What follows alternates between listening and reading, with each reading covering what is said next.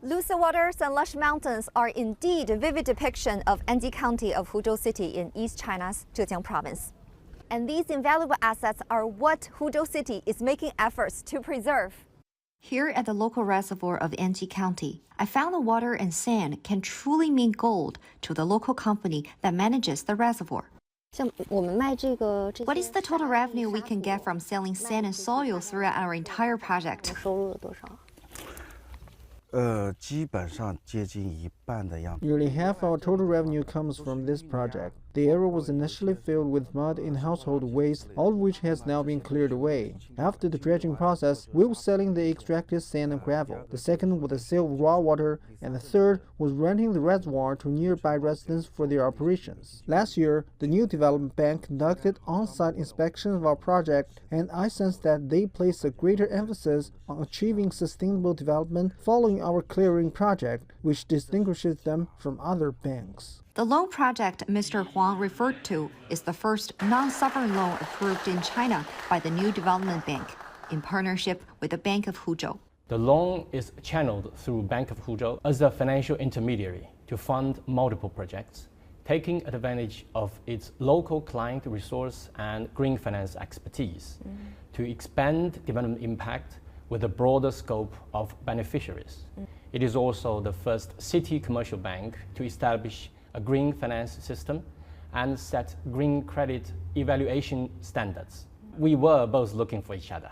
Throughout the project deployment, the New Development Bank funded 80% of the total costs, while we contributed the remaining 20%. They provided us with an amount equivalent to $50 million in Chinese yuan, which is approximately 350 million yuan. Nearly 90% of this funding has been invested so far. Our cooperation with the NDB has focused more on the green transformation of infrastructure. This includes the consolidation of water conservancy facilities and the enhancement of their safety, the improvement of logistics and transportation networks, and adoption of new energy sources.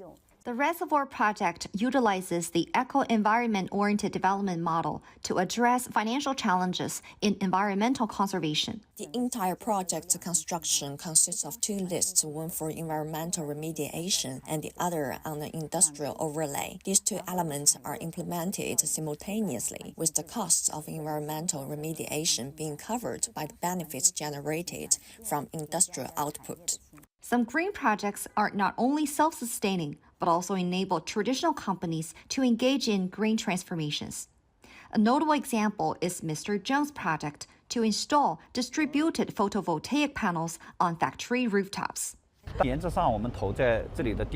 Generally, the electricity generated from our investment should primarily be consumed by the enterprises themselves.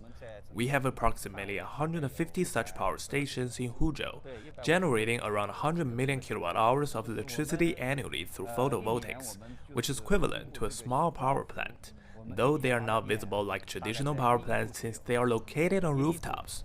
By the end of the year, these enterprises might receive a rental income of 50,000 yuan. Mr. Zheng explained that these solar panels have a lifespan of around 25 years. After an 8-year loan repayment period, the sale of green electricity can become significantly more profitable. This green transformation is set to benefit all parties involved. Given Huzhou's status as China's first green finance pilot zone, there is considerable anticipation for the expansion of this model to other regions. 侯静 CGTN in Huzhou, Zhejiang Province.